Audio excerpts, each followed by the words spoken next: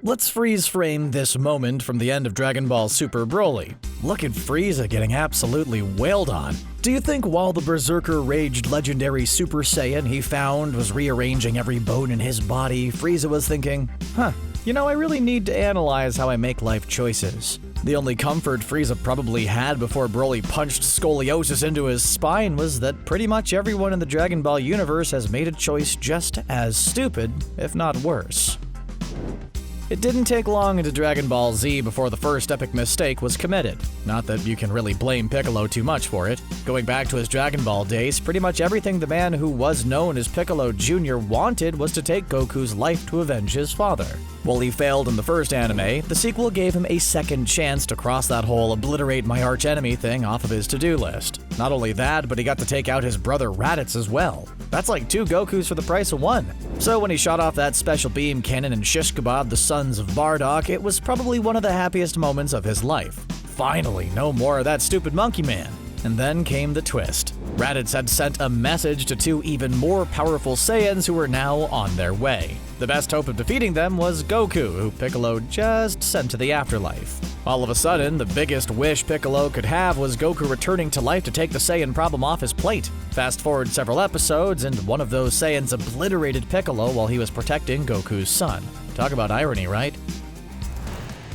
Of all the mistakes in Dragon Ball history, there's one that is most infamous among the fanbase. That is, of course, Goku giving Cell a Senzu Bean. Look, it's no secret that Goku is a few Dragon Balls short of summoning a Shenron, but sometimes his obsession with the perfect battle is dangerously foolish. Under Goku's logic, giving the most dangerous being on Earth a beam capable of healing him to full health was just him being a supportive father. This would give Gohan the chance to save the day and take Cell down. Now, this did prove to be true. Gohan blew Cell away and peaked as a character in a way that all of the other Z fighters waiting in the wings would love to. Vegeta's been waiting to take a bad guy down that hard for years. Before Gohan did that, though, Goku had to teleport an explosive Cell to King Kai's planet, which blew both of them to pieces. I mean, some people get their old mentors a nice watch or something, but I guess that's still a choice, Goku. Do you think King Kai still wakes up in a cold sweat, strangling his pillow after a nightmare where Goku gives Cell that Senzu Bean? I bet he does. If I told you today that there were multiple other universes, what would be your first thought? Chances are your first thought wouldn't be, wow, a whole bunch of people for me to fight. Well, that's exactly what Goku was thinking when he heard the news. In fact, it was his idea to push for a huge tournament to determine whether or not he was truly the toughest of them all. Unfortunately, he didn't care much about the fine print that stated whoever lost the fight would have their entire universe obliterated. I mean, for all the times that Goku saved the planet, none of that would measure up against him destroying the entire universe because he thought it was going to be fun. If it weren't for Frieza's cunning move using Android 17 as an ace in the hole, our team would have lost everything. Goku and Dragon Ball Super simultaneously became the hero of the series and its most terrifying villain.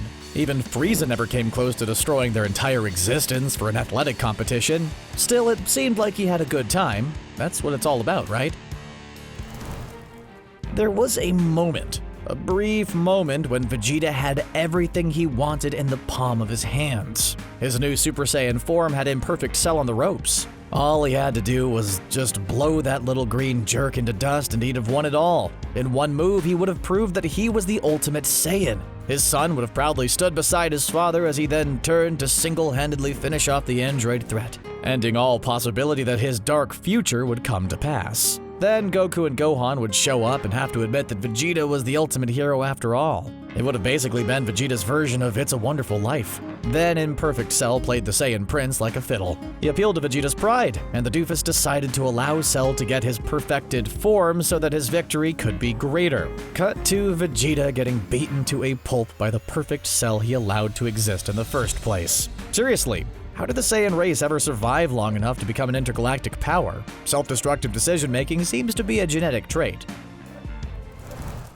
Frieza may be the most sadistic character ever spat out into the universe. Seriously, the guy probably listens to a playlist of babies crying to fall asleep to. This kind of attitude not only makes him the worst party guest ever, but it also frequently ruins his life. You see, when you sell yourself as the evilest guy in the universe, it tends to unite pretty much everybody else against you. The best example of this was when Frieza decided to get some kicks by blowing up Krillin. Turns out that was the single dumbest choice he could have ever made at that moment. The little guy had it made. He'd just taken a spirit bomb to the face and walked it off. Goku was holding a handful of nothing, and Frieza handed him the full house. The anger over this meaningless moment of cruelty turned Goku into the only thing Frieza was ever afraid of, a Super Saiyan. And then Goku showed Frieza what it felt like to be bullied for a change. If I was Krillin, I would send Frieza a Galactic E card every year on the anniversary of this date just to rub it in. Remember when Gohan was relevant? I mean, sure, he got to do some cool stuff during the Tournament of Power arc, but he's definitely been relegated to the B team. He used to be in the A team, right next to his father. Heck, it even looked for a moment there like he was going to be the new lead of the series. Then Gohan went and settled down and had a little baby, and he let himself go. Sure, he's the kind of dad that would be fitting in a 90s sitcom, but what's the point to being a good dad if the entire Earth gets obliterated? Well, that's very nearly what happened when Frieza showed up again with a massive invasion force. The heavy hitters, Goku and Vegeta, were off training, leaving Gohan, Piccolo, and the rest of the Z-Fighters to pick up the slack to take on the invasion force. It wasn't a great showing. I'm not just talking about the tracksuit and glasses combo that makes him look like Clark Kent cosplaying as a reject from Goodfellas. He puts up as much of an effort as he could, but he doesn't even make it to Frieza. For half a second, he was the only thing standing between the world and Frieza's army. I never thought I would advocate for Goku's parenting style, but his relentless training has kept the Earth spinning for both his kids to live on. That's something, at least. Goku has never met a supremely powerful divine being he didn't want to punch in the face just to see if they would budge. While he has busted up more than a few beings like King Piccolo and Majin Buu that he was told were utterly unbeatable, he seems to have finally met his match when he stepped up to Lord Beerus. The guy's title was the God of Destruction. You'd think that may have hinted to Goku what was coming next. You gotta hand it to him though, he threw everything and the kitchen sink he had at Beerus, but it didn't matter much. The god then delivered up the hurt in a way few people ever have. Seriously, this was probably the most embarrassing loss Goku has ever suffered. I bet you Frieza would trade his entire army for that video footage he could watch every day of his life. Goku ended up lucking out that there was another Saiyan legend he could live up to. Without those Super Saiyan God powers and the best desserts Earth had to offer, the Earth would have been just another smoldering hunk of rock to add to the collection. You don't often think about this, but Frieza was actually super lucky at the end of his big showdown with Goku. After getting cut in half, blasted by a Kamehameha wave, and caught in the shockwave of an exploding planet, he was still found alive. Then all the best scientists in the galaxy worked around the clock to put him back together, using the best technology an intergalactic despot can buy. So why in the world would Frieza then decide to go back to Earth for more punishment? Seriously, he could have lived out his days playing space golf with the heads of his other enemies in some far-off galaxy where no Saiyans could find him. Instead, he called in his dad to help him beat up the schoolyard bullies who took him apart like he was made of Legos. Sure enough, what was waiting there for him but another Saiyan eager to cut him up like a Christmas ham? In the end, who I feel the worst for is all those scientists who put their heart and soul into rebuilding Frieza, only for him to throw it away before Frieza could even have a chance to change his batteries. The life of a Kai seems like a lot of responsibility. You train in an apprenticeship longer than most beings would be alive, hoping for a chance to score that big Supreme Kai position. For Zamasu, all that work seemed like it was going to pay off when his boss Gaosu decided to retire. I imagine the benefits package for a Supreme Kai is pretty expansive. I mean, King Kai got to retire to that swanky planet from whatever he was doing before. Instead, Zamasu decided to ruin everything on a long and complicated plot involving alternate timelines, fusions, and body swapping. As far as Dragon Ball bad guy plans go, he wasn't the worst. They had to call in the most powerful being in the multiverse to take him down. Still, you can't help but wonder how much more evil he could have accomplished if he had just hunkered down and lied his way into the Supreme Kai job. He likely would have had access to everything and more than he did when he betrayed Gaosu. Some people just don't have the patience to get to their evil plans. Patience really is one of the biggest problems in the supervillain community.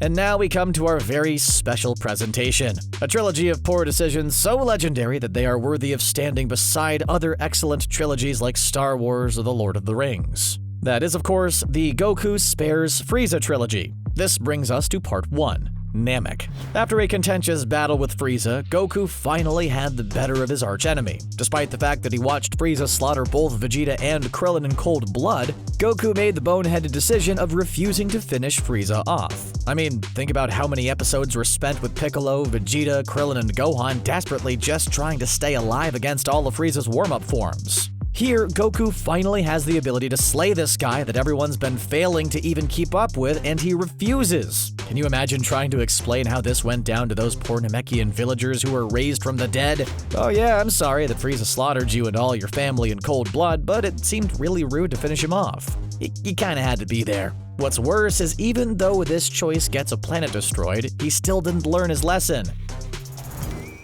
In part 2 of our Goku Spares Frieza trilogy, we will cover Frieza's trip to Earth and how it very nearly cost our heroes everything. Once Frieza was fully resurrected, he came to Earth for a second time with an even bigger army and fresh new powers. His soldiers ran through the Z fighters pretty well until Goku and Vegeta finally arrived, late for the party as usual. Goku stood up to have his long-awaited rematch with Frieza, which was not very epic. That's because Goku's Super Saiyan Blue form was so far beyond the Golden Frieza form that it was barely even a fight. So instead of finishing Frieza off with extreme prejudice like he should have learned to do by now, Goku gives up the fight because it isn't fair. Then Frieza pulls a Frieza and has Goku shot with a laser blast, taking him down. Then he proceeds to destroy the entire planet, successfully doing what most Dragon Ball villains only dream of. Luckily, Goku has a time-traveling friend, so the planet's decimation was reversed. Goku ended up taking Frieza out like he should have done the first time. You'd think that this would be the final time Goku would learn that Frieza is someone you put down. You would be wrong. This brings us to our final part. After the Tournament of Power, here we have the moment where Goku not only decides to spare Frieza, but actually gives him his life back. Sure, Frieza's scheming was what won the day, but is that really worth it to all the lives he would take in the future? It wasn't long before we learned that lesson. In Dragon Ball Super Broly, Frieza returned to Earth again, this time with a new soldier who had a surprise for Goku and Vegeta. Broly, the legendary Super Saiyan, made even Goku and Vegeta's Super Saiyan Blue forms look worthless by comparison. Vegeta and Goku have to fuse into a form so powerful that they're able to punch Broly out of reality in order to save the planet. That is far beyond the effort that they'd had to use against every other villain in the series. Frieza was alive again for like a minute, and he'd already found the most powerful bad guy in Dragon Ball history. So did Goku finally take Frieza down? Of course not. It's only a matter of time before the galaxy's most evil Pipsqueak shows back up to Earth with a new plot to obliterate everything. Goku better not hold back this time. Few characters have ever had to live with the consequences of their choices quite like Captain Ginyu has. The hype for the legendary Ginyu Force was nearly as real as the hype was for Frieza himself. The battle against the Ginyu Force was a gauntlet of pain as Gohan and the gang took them on. None of them were as terrifying as the captain himself. The body-swapping baddie had everyone shook when he took over Goku's body. The entire arc was nearly over before Frieza even made his big appearance several episodes later. That is, until Ginyu was talked into one last body swap. He decided to try and take over Vegeta's body, only for Goku to throw a frog in the middle of this change. Now he has to live every day of his life knowing he went from being the most feared enforcer in the galaxy to a Namekian Kermit. How many years do you think Dr. Gero spent devising his big android plan? I mean, he made 3 androids and then decided to make 2 different ones instead, one for his own brain and finally an android to eat all the other androids. At some point, that entire plan was scribbled on a whiteboard somewhere while Dr. Gero's wife told him that she'd be staying at her mother's for a while. Seriously, we're told that Dr. Gero had been carefully observing and taking genetic samples from our heroes and villains for years. This was a massive project that probably had to get some kind of bad guy grant funding. After all these years of planning and scheming, it's kind of tragic that this plan leads to his demise at the hands of Android 17. Gero, you could have just invented the iPhone and everything would have been so much better. Let that be a lesson to any fans right now who are working on an evil robot in their hobby shop and haven't seen The Terminator. It's not going to end well for you. Make a cool phone instead. If we're talking about mistakes in the Dragon Ball Extended franchise, then we have to talk about the biggest mistake the franchise has ever made: Dragon Ball Evolution. I could point one single mistake made by a character out if the entire movie wasn't just a series of interconnected sequences devoid of any logic or reason. I mean, the movie is basically like if someone took the weird high school parts of the first Spider-Man movie, a few sequences from Crouching Tiger, Hidden Dragon, and the special effects budget of the Mortal Kombat film and put them into a blender. There will inevitably be a day when some poor soul tries to adapt this franchise again. If you don't want to find yourself on the end of a YouTube video about the dumbest choices made in the entire franchise, please watch this film and do the opposite of literally everything they do. So just know that anytime you make a mistake in life, we here at CBR want you to remember that Goku will always be dumber. He's good like that. As long as you never forget to finish off all the intergalactic despots and genetically enhanced androids in your life, you should be just fine.